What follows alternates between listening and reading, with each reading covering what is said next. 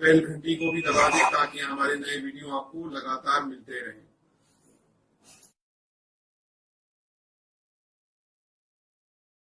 नमस्कार दोस्तों, धर्म रहस्य चैनल पर आपका एक बार फिर से स्वागत है।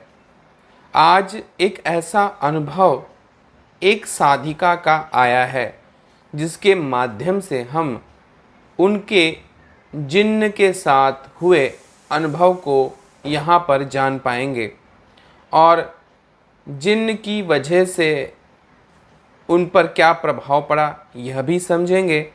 साथ ही यह जान पाएंगे कि क्या गुरु मंत्र या फिर ऐसे कई स्रोत और मंत्रों की सहायता से अगर हम किसी विशेष शक्ति के बारे में सोचते हैं तो क्या वह आपके पास आ सकती है।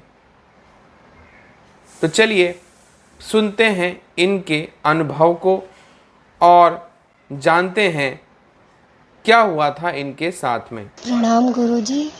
मेरे आपसे एक छोटी सी रिक्वेस्ट है। जो मैं अनुभव बता रही हूँ, जिनसे मेरा फेस टू फेस सामना हुआ है, बस वो मुझसे 1-2 कदम की दूरी पर था और फ़र्क सिर्फ इतना था कि मैं हल्की नींद में थी, तो मैं यही सोच रही थी कि भई ये मेरा वहम है। तो पीछे पलट के देखा तो मुझे मेरा शरीर सोफ़े पे दिखा, क्योंकि मैं सोफ़े पे सोती हूँ ना। तो मैं जैसे जिन कपड़ों में हूँ, मैं वही देख रही थी कि मैं अपने शरीर से बाहर हूँ। ये चीज़ जो मेरे सामने खड़ी है, वो जैसे कहते हैं ना कि जिन आँख से बने थे 9-10 फुट लंबा, वो जैसे हमारे इंसानों की परछाई काली होती है, वो परछाई आँख से बनी जैसे ऑरेंज कलर में थी। तो आप ही ने बता रखा है कि गुरु मंत्र कभी किसी दूसरे को नहीं बताना चाहिए। तो पहले मैं यही सोच रही यार ये मेरा वहम है, पर जब मैंने पीछे पलट के तो मेरा शरीर सोफ़े पे है, सो रही थी मैं सोफ़े पे ही। और जब तक मुझे ये पता नहीं चला मुझे ये जिन है, मैं ये सोच रही थी ये दैवीय शक्ति है, क्योंकि कई बार मम्मी जो देवी है ना, वो जैसे मेरी मम्मी का रूप लेके कई बार मुझसे बातचीत करने फ़ेस टू फ़ेस आ जाती है। और जब मैं कमरे से बाहर निकलती हूँ, तब मैं देखती हूँ मेरी मम्मी टीवी देखते देखते सो रही है। तब पता चलता है मुझे कि मैं कमरे में जिससे बात कर रही थी वो मेरी मम्मी नहीं, कोई देवी शक्ति है। ठीक है, तो ये चीज़ तो मुझे देवी शक्ति हो ही नहीं सकती। मैं बस सोच ही रही थी। मुझे डर इसलिए नहीं लगा कि मुझे पता नहीं था कि ये चीज़ कोई दिव्य शक्ति नहीं है, देवी की कोई सेविका नहीं है, ये कुछ और ही है, ये जिन है। जब मैं सोच ही रही थी, तो मेरे दिमाग को उसने पढ़ लिया कि ये सोच रही है कि ये मैं क्या चीज़ हूँ। तो उसने सबसे पहले गुरु मंत्र बोल के मुझे सुनाया, और उसके बाद मुझे ओम नमः शिवाय मंत्र जो मुझे सपने में भैरव जी ने दिया, और गायत्री मंत्र जो मुझे सपने में सुनाई दिया। इन 3 मंत्रों का जप करती हूँ। वो तो मेरी किस्मत थी कि 1 साल हो गया मुझे गुरु मंत्र जप करते हुए, और मेरे को 9 लाख जप मेरे पूरे हो चुके हैं कुछ दिन पहले ही। बस अब दशांश हवन की तैयारी कर रही हूँ मैं। तो उस गुरु मंत्र की वजह से वो मुझे टच नहीं कर पाया, मगर मुझसे 2 इंच की दूरी पर ही खड़ा था वो। और मैंने जैसी बड़ी बड़ी आँखें करी ना, कि मुझे यकीन हो गया कि भाई मैं सपने में नहीं, मैं हकीकत में हूँ। हकीकत में ये चीज़ मेरे सामने है, और ये कोई माता की कोई सेविका या कोई सेवक नहीं है, कुछ और ही है। तो वो ज़ोर ज़ोर से हंस रहा था, ज़ोर ज़ोर से, और एकदम से झटके से मेरी आँख खुल गई। और मैंने यकीन करने के लिए कि मैंने जो देखा ये सपना था, हकीकत थी। मैंने देखा तो जिन कपड़ों में मैं सो रही हूँ, जैसे मैं पैर फैला के सो रही हूँ, मैं वैसे ही हूँ। जब कुछ दिन पहले किसी साधक ने अपना अनुभव सुनाया वीडियो में कि भाई गुरु मंत्र के ज़रिए मैं यक्षिणी के बारे में सोच रहा था, तो वो मेरे सपने में आई, जबकि मैंने उसकी कोई साधना नहीं की।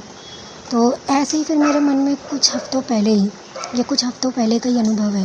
और गुरु मंत्र जप करते हुए मेरे मन में जिन्नत का ख्याल आ जाता था, और फिर मेरा उससे सामना भी हुआ। तो आप ही की एक शिष्या है, वो मेरी सहेली है, तो मैंने उनसे भी बात करी, तो उन्होंने सीधा बोला कि ये जिन था, क्योंकि जिन आग से बने होते हैं। और बस तुम्हारी किस्मत थी कि अगर तुम्हारी जगह कोई ऐसा इंसान होता जिसने गुरु मंत्र जप नहीं किया, तो वो चीज़ सीधा अटैक कर देती। और बस मैं ये चाह रही हूँ कि मेरा ये, और तब से मुझे डरावने से चीज़ें सपने में दिखती हैं। जैसे बाकी मैं बोलना नहीं चाहती, वीडियो लंबी हो जाएगी। बस मुझे नेगेटिव चीज़ें सपने में आ जाती हैं मेरे। कभी एक बार लक्ष्मी आई थी मेरे सपने में सफ़ेद साड़ी में। वो तो पहले मेरे दिमाग में ये कोई देवी है, क्योंकि तब मेरी सिद्धि कुंजिका का पाठ चल रहा था। उन दिनों पाठ में भी मेरा दिमाग में जिन का ख्याल आता था। तब से मेरे सामना, क्योंकि सिद्धि कुंजिका साधना में मेरे सामना जिन मैं सोच रही थी जिनके बारे में, तो वो चीज़ अट्रैक्ट होके आ गई। तब से मेरे सपने में यक्षिणी तक आई। उसने मुझे टॉयलेट के पास बैठी हुई थी। मैं ये सोच रही थी यार ये चीज़ अगर ये देवी है तो ये टॉयलेट के पास क्यों बैठी है, जबकि जो देवी शक्तियाँ होती हैं, यहाँ तक कि उनकी सेविकाएँ होती हैं, वो ऐसी गंदी जगह पे आती ही नहीं है। उसके बाद भी बहुत कुछ मुझे सपने में दिखा। मैंने आप सबको मेल करा था, तो आपने भी यही बोला कि वो जिन अट्रैक्ट होके आया है।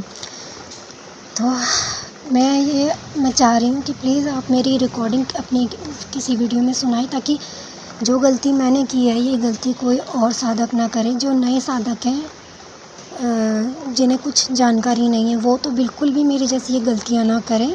जबकि मुझे तो 1 साल हो गया है मैं साधना करते वक्त, जबकि देवी की साधना कर रही हूँ। साधना करते वक्त या जब करते वक्त कुछ दिन पहले से ही मेरे जिन को याद कर देते, तो मेरे साथ ये हादसा हो गया। वो तो गुरु मंत्र ना होता तो वो चीज़ तो मुझ पर हावी हो ही जाती।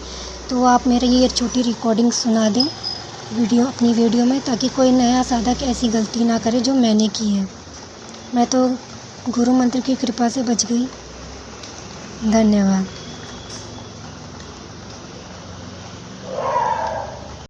जैसा कि आपने इनका अभी अनुभव सुना और इन्होंने पत्र के माध्यम से पूछा है कि नए साधक और वो लोग जो गुरु मंत्र का 9 लाख जाप पूरे नहीं किए हुए हैं, क्या वह लोग नकारात्मक शक्तियों के बारे में सोचते हैं?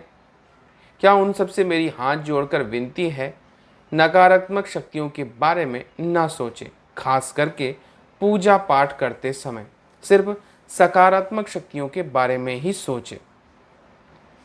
अब इनका प्रश्न है कि क्या मेरे पिताजी अचानक से तबीयत खराब होना उसी जिन्न का काम है?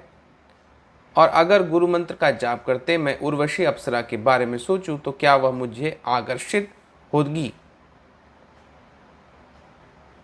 तो यह बात बिल्कुल सत्य है कि नकारात्मक शक्तियों को अगर हम अपने ध्यान और मंत्र उपासना के दौरान सोचते हैं तो वह आकर्षित जल्दी होती हैं।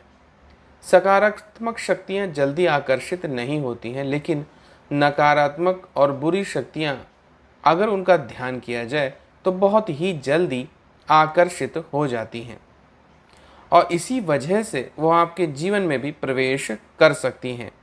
लेकिन अगर आप अपने आप को पूरी तरह से सुरक्षित किए हुए हैं तो फिर वो आपका कुछ बिगाड़ नहीं पाएंगी। लेकिन अगर वो आपके जीवन में प्रवेश करती हैं तो आपके परिवार, आपके सगे संबंधियों को भी नुकसान पहुंचा सकती हैं। यहाँ पर पिता के संबंध में ऐसा ही कुछ देखने को मिला। रही बात उर्वशी अप्सरा के बारे में सोचने की, तो अगर आप उनके बारे में ध्यानपूर्वक सोचते हैं तो अवश्य ही वह भी आकर्षित होगी और कोई भी व्यक्ति इस तरह के प्रयोग कर सकता है और उसे निश्चित रूप से इसका लाभ मिलेगा जिसने गुरु मंत्र ले रखा है, किंतु गुरु मंत्र का एक अच्छी संख्या में उसने जाप किया हो तो वह ऐसी शक्तियों को आकर्षित कर सकता है। लेकिन याद रखें, आकर्षित करने में और सिद्ध करने में अंतर है। इसलिए आप ध्यान में ऐसी शक्तियों को आकर्षित करके अपने जीवन में प्रवेश दे सकते हैं, लेकिन वो उन पर निर्भर करता है कि वह आपसे कितना जुड़ेंगी और अपना कितना अनुभव आपको करवाएंगी। तो यह था जिन्न साधना से संबंधित अनुभव। अगर आपको यह वीडियो पसंद आया है तो लाइक करें, शेयर करें, सब्सक्राइब करें। आपका दिन मंगलमय हो। धन्यवाद।